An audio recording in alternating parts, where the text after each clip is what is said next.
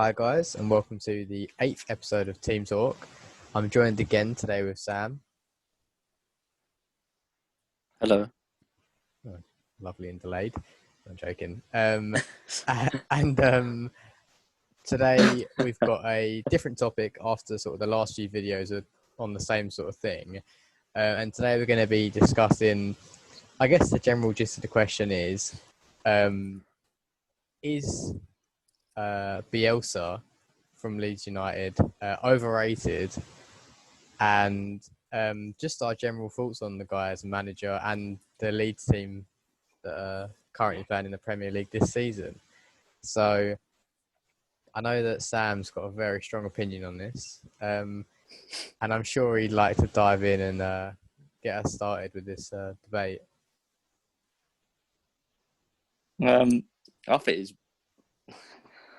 it's hard to explain. I think he is overrated personally. I think from what he's previously done, obviously his attacking play and his philosophy of football is very interesting and exciting. But I don't know. I just don't think it's proven at the moment that he 1 week you can get absolutely trounced 4-5-0, but then the next week you can trounce the team 4-5-0. I don't know. For neutrals, it's fantastic, and I think for us, I do think that Leeds get too much hype, and I do think he gets too much hype. But maybe for other neutrals, I think it's proper exciting to watch the Leeds team week in, week out. Yeah, I mean that's fair enough. I know that one of your favourite results to bring up is when Leeds lost 6-2 to Manchester United. Yeah, that one's me. I just think how can the fact that they come out after the game and say how Leeds played so well and they've done such attacking football. I'm not being funny. You haven't been in the Premier League for 16 years. It's a well-known, famous derby between Man United and Leeds. You come out, you get trounced 6-2, but yet pundits are saying, "Oh yeah, they had a good game. How exciting the Leeds!" No, no way. I think they should just face the fact that they got trounced 6-2 instead of come out saying, "Oh, look at Leeds. They done this. They attacked well." Mate, you got trounced at a derby against Manchester United. Just face the facts. Like, you didn't play well. How can any team play well if you lose 6-2? Yeah, no, I guess you have to agree with that in a way, because losing 6-2, whatever way you try and spin it is bad.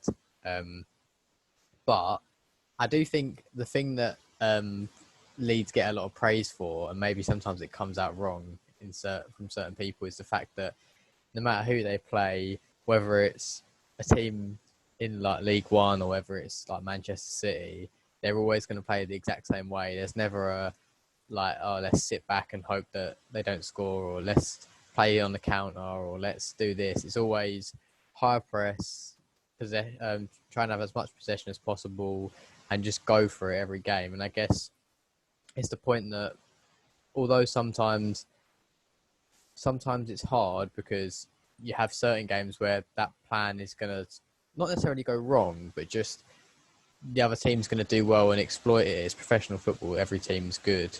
It's just going to crumble. And I guess it's that thing in the United game when you've got players like Rashford, Bruno, Fernandes, Greenwood, Pogba. Like, when they have a good game, they're gonna, and because they've got better players, they're gonna outdo Leeds and they're gonna score multiple goals. I guess similar happened with Arsenal the other day. We, like, in sort of individual battles, we just had better players than them, and I think that's why we managed to score 4, which we obviously haven't done too many times this season. But I think it's just that thing of playing the same way every time, which makes people quite excited to watch them, because you know that it's not going to be like when West Brom play Man City. They're going to put 11 men in their own penalty box and just hope that Man City don't score a long shot, sort of thing. Whereas, yeah, 100%. I think the confidence in the team that he's bringing is good. Like, he's making them. The way, obviously, he's probably hyping or encouraging the team is to go out and make, like they say, no matter what, you can get a result. And I think that is good. And the fitness is brought to the players. Like, they can, like, I think I saw Rafinha against Southampton the other night. It was, I think it's on the 88th minute or something like that, and they were 3-0 up, and he's still charging from the halfway line to put pressure on the goalkeeper. I think that's fantastic. But like you said, the Man United game, I think they're obviously up when they played against us. There's been loads of games where they're just getting absolutely trounced, but yet they're still getting put out as this amazing team and how they play so well each game. I just don't get it.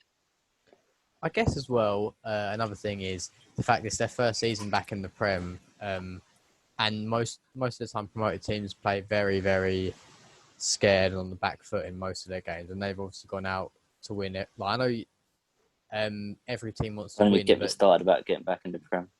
But every team wants to win, but they sort of go on the front foot with it. They want to be the dominant team, not just the team that might scrape a win, which I think is quite sort of different because a lot of teams nowadays don't play like that. There's not many teams apart from the best teams in the world have a certain style that they stick to every single game, and I think that's why for a team that's just come up from the Championship to play like they want to play rather than play sort of how they should play against the opposition, and to still be sort of now in the top half of the table, I think it's quite commendable.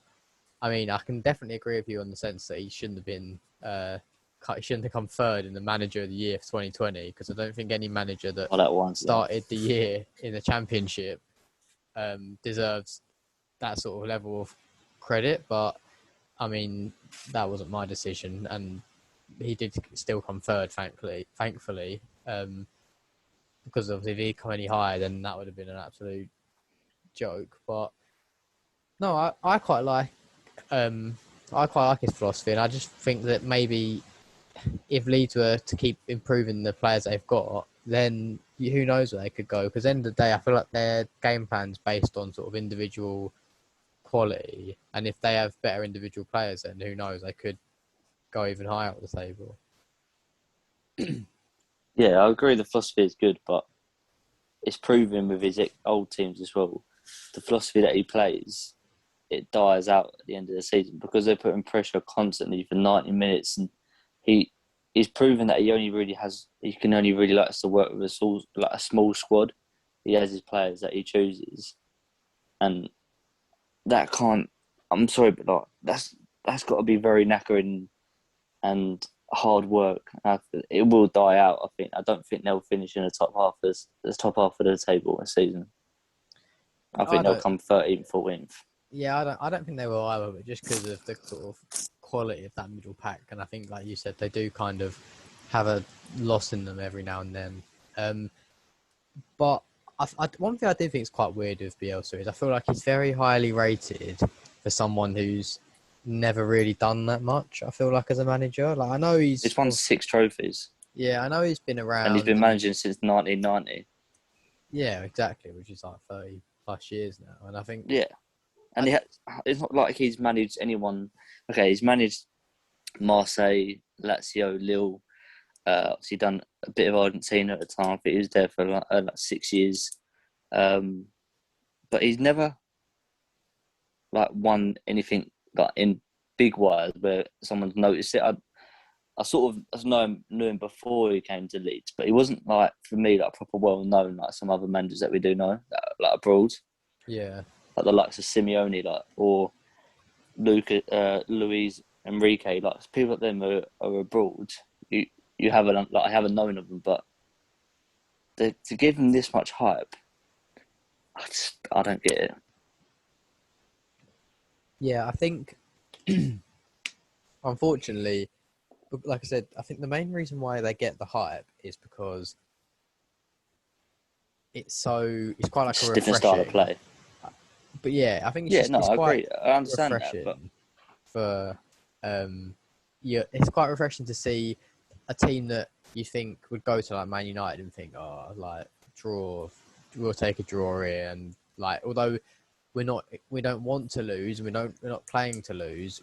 If we do lose, then like we understand type thing. What we can, like, I guess obviously the players don't think like that, but as a whole, sort of the fans and the expectation of that is that will happen. Whereas I guess like Leeds fans go into every game thinking like, Yeah, we're playing Man United. Yeah, we're What's playing going to Man happen? City.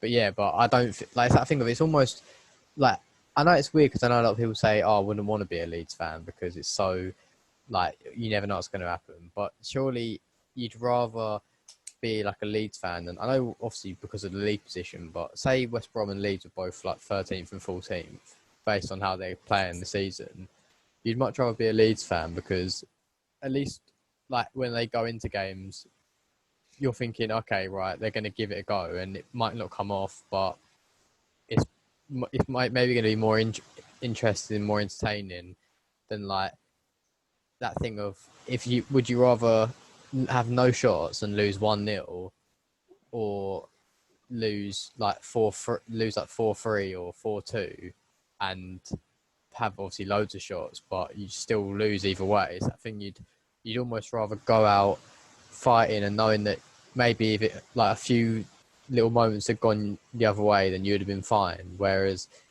it's like when you lose 1-0 and you don't have a shot, it's like you've not even given it a go at trying to win. Yeah, you've sat in, you wanted to win the game, but you never really looked like you did. And it's sometimes, as a fan, it's quite like demoralising watching those sort of performances. I feel like, obviously, luckily, I've never really had to watch as a fan like in that sort of sense, but um, I think I can understand why sort of pundits get excited by Leeds. I mean, after the 6-2, I think that was a bit weird.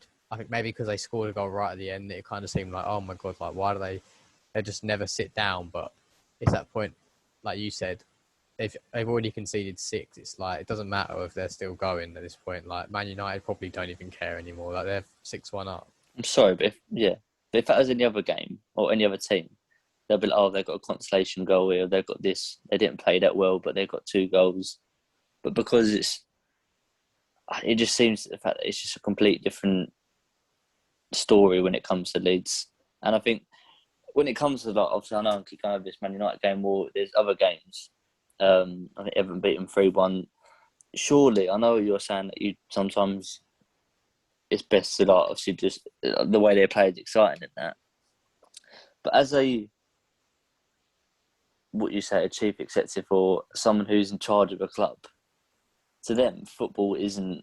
For us, football's all about entertainment. It's all about obviously playing well, scoring goals, like crunching tackles, stuff like that. That's what we like. We love watching football. Is the atmosphere, like it's everything that goes into it. It's more than just a game of football to like the fans, but to people who own businesses and stuff like that, football is about results. It's about getting them wins. It's about getting 3 points on the table, getting into trophies, winning silverware.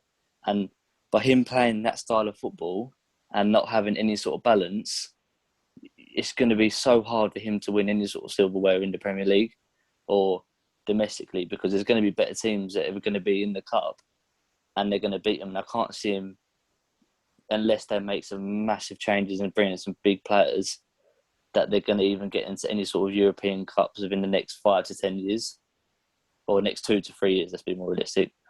So they can do all this attacking play. It's brilliant. And it's good for a neutral and they're going to get talked about as this good attacking team. But ultimately, they're supposed to be one of these biggest clubs and they're supposed to be deserved to be in the Premier League, even though they haven't been there for 16 years.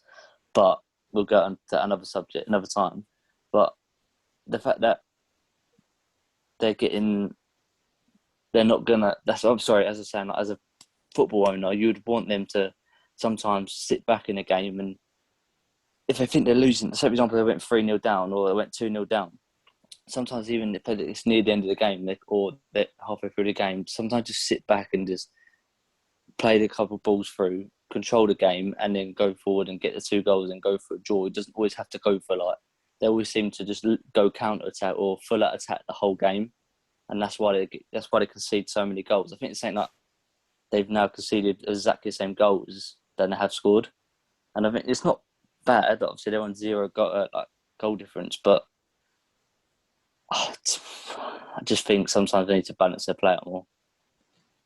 Yeah, I mean, I don't think Bielsa's ever stayed anywhere that long, so I feel like I don't know if he'll stay that long anyway. And who knows what happens to Leeds when he goes? Because I feel like obviously they're very sort of set on his play style at the moment. So it'd be interesting to see what happens sort of further down the line. But I do think, for now anyway, obviously they're not going to change. And I do think the hype will die down a little bit, because more so just for Leeds in general, just because they'll become sort of one of those staple sort of Premier League teams again. And I think people will then like get used to them going all out attack every game, and it will stop becoming like a sort of exciting new thing anymore. It will just become something that they're used to.